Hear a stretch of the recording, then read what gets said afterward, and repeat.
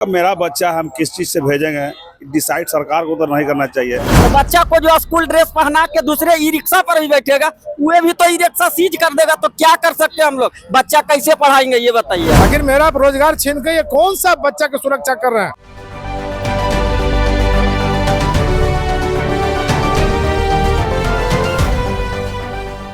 नमस्कार, स्वराज पोस्ट में आपका स्वागत है। मैं वेद सिंह। बिहार सरकार की तरफ से यातायात नियम को मद्देनजर रखते हुए, बच्चों की सुरक्षा को मद्देनजर रखते हुए एक बड़ा फैसला लिया गया है। कहा गया है कि 1 अप्रैल से अगर कोई भी स्कूली छात्र ऑटो से या फिर ई रिक्शा से स्कूल जाते हैं या फिर स्कूल से आते हैं, जिस पे सख्त प्रतिबंध लगने जा रहा है। और इस प्रतिबंध लगने से ऑटो चालकों को कितना दिक्कत का सामना करना पड़ेगा। हमारे साथ मौजूद है नवीन मिश्रा जी, ऑटो यूनियन के नेता हैं। हम इनसे जानेंगे ये जो 1 तारीख से प्रतिबंध लगाने का जो मामला सामने आ रहा है, इस पे क्या कहना चाहेंगे? सरकार जो है कुछ चीजों को आधार बना करके इसको जो है शहर से आउट कर रही है। वो भी पूरे बिहार जो है राज्य भर के लिए आदेश जारी हुआ है और अचानक हुआ है। कोई भी आदेश का मतलब होता है तो उसके लिए समय दिया जाता है। यही हम लोग कोर्ट जाएंगे तो कल उनका आदेश फुस हो जाएगा, क्योंकि अचानक आप कहते हैं कि बच्चा नहीं जाएगा, बच्चा वाला जो है वो कैसे भेजेगा? हमारा बच्चे का आपको जो है चिंता नहीं है? हम भी तो बच्चे के बाप हैं, हम भी तो बच्चे के बाबा हैं। हमारे भी बच्चे तो पटना में पढ़ते हैं। आखिर मेरा रोजगार छीन के ये कौन सा बच्चा की सुरक्षा कर रहे हैं? आप अपनी जवाबदेहियों से भाग रहे हैं। आपको जो है करना ये चाहिए था कि जो अनुकूल जो क्षमता होती है, जो सीटिंग कैपेसिटी होता है, जो मैन्युफैक्चरिंग जो है उसका कैपेसिटी है, उसके अनुरूप आप गाड़ी चलवाएं, अपने तंत्र को मजबूत करें, ओवरलोडिंग को रोकें, आप लाइसेंस को जो है रेगुलर करवाएं।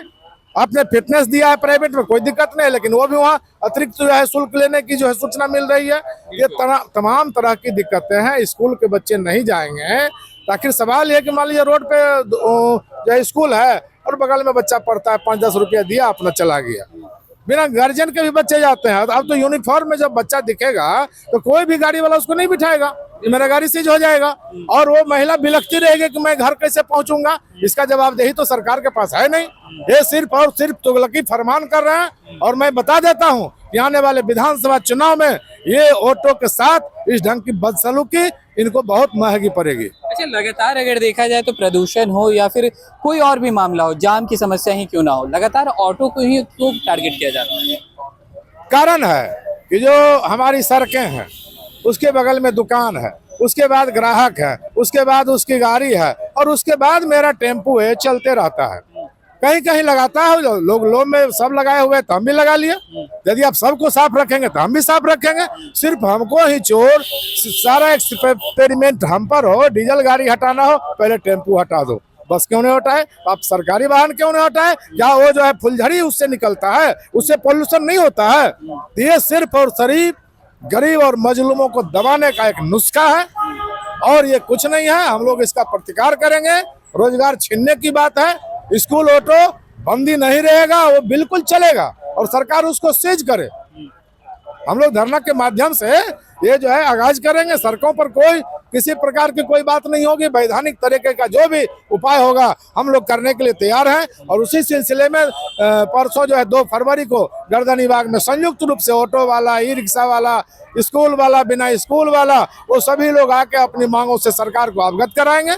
वायलेशन ऑफ परमिट, तो ये जो फांसी का फंदा जो है लटका के जो है मार रहे हैं, इस पर क्लियर सरकार को होना पड़ेगा।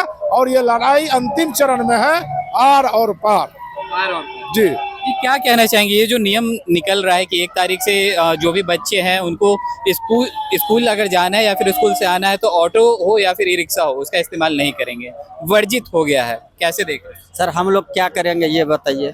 जो शुरू से चला रहे हैं, मान लिया सर उसी से हम पेट भर रहे हैं। बाल बच्चा मेरे पास है, मान लिया हमारा भी बच्चा है सर। हम टेम्पू चालक हैं, लेकिन बच्चा को हम दूसरे ई रिक्शा से भेजते हैं या तो मान लिया ऑटो से भेजते हैं। बताइए हम रोज दिन कितना अपने से भी चलाएंगे तो मेरा भी बच्चा देखेगा तो सीज कर लेगा। तो बताइए किस तरह से हम भेजे?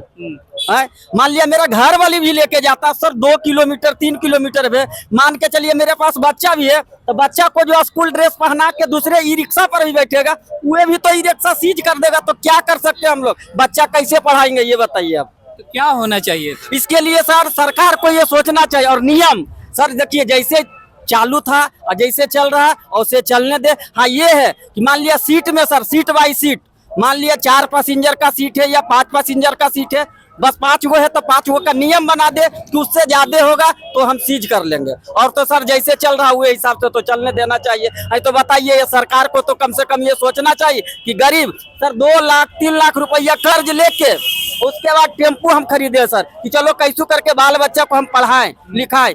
सरकार बोलते हैं केवल क्या बोल रहे हैं सर कि बेटी पढ़ाओ बेटी बचाओ। बताइए, जब बेटी पढ़ाओ बेटी बचाओ इसमें भी हुए मतलब ये नुक्स निकाल रहे हैं केवल नहीं बच्चा नहीं जाएगा पढ़ने के लिए। अब बच्चा मान लिया पढ़ने जाएगा तो बल ऑटो पे से नहीं जाएगा, एक्सीडेंट हो जाएगा। सर ये बताइए, बस इतना जो चालू है सर, बस में एक्सीडेंट हो गया, क्या बस वाला को बंद कर दिया? ट्रेन है, ट्रेन में एक्सीडेंट होता क्या ट्रेन पूरा बंद हो गया? तो सरकार का ये नियम अच्छा है? नहीं है। इसके लिए सर हम लोग लड़ेंगे, चाहे जो हो जाए लड़ेंगे। और इस बार जो सर चुनाव है वो तो पता चलेगा नीतीश बाबू को कि हम लोग क्या है और कैसे हम लोग करेंगे। नहीं तो यही अभी से भी बोल रहे हैं, नीतीश बाबू ध्यान से सुन लीजिए, हम तो सर सुधीर कुमार यादव हैं, लालू का पक्ष है, लेकिन तब भी समर्थन करते हैं नीतीश जी को। लेकिन उनको बोल रहे हैं ये समाचार आप उनको पहुंचाइएगा कि एक बार देख लीजिएगा ये जो चुनाव है उसमें क्या होता, आर या पार की लड़ाई ये लड़ेंगे हम लोग और लड़ते रहेंगे, जो होगा हम लोग अपने आप समझ भी लेंगे। चलिए, जैसे कि इनका कहना था कि अगर कुछ भी दुर्घटना होता है तो सिर्फ ऑटो से ही नहीं होता है, बस में भी होता है या फिर ट्रेन में भी होता है, क्या कहेंगे? बहुत मनमानी हो रहा है सर, हद से ज्यादा, कहीं भी जीने नहीं दे रहा आराम से, समझे? ये तो गलत है ना। जो सरकार का ये है लाइसेंस चेक करे, पेपर चेक करे, एक भाई किसी एक गलती को कोई डायरेक्ट फांसी तो नहीं देता है, किसी भी चीज का कायदा कानून होता है, तो एक गलती का सजा पूरे को क्यों भोगे? कोई कैपेसिटी तो नियम लाना ही चाहिए, एक बाइक भी किसी नियम को नहीं लाना चाहिए ना सर, ठीक है? ये सब गलत चीज है, ये तो मनमानी कर रही है सर। ऐसा हम लोग नहीं होगा तो धरना देंगे, और नहीं होगा तो सभी ऑटो यूनियन मिलके हाई कोर्ट में रिट फाइल करेंगे, ठीक है? उसके बाद अगर कोर्ट हम लोग कोर्ट में अपना पक्ष रखेंगे, देखेंगे कि इसका क्या रिजल्ट आता है। कोर्ट हमारी अगर बात सुनेगी तो उनका सुनना पड़ेगा ना।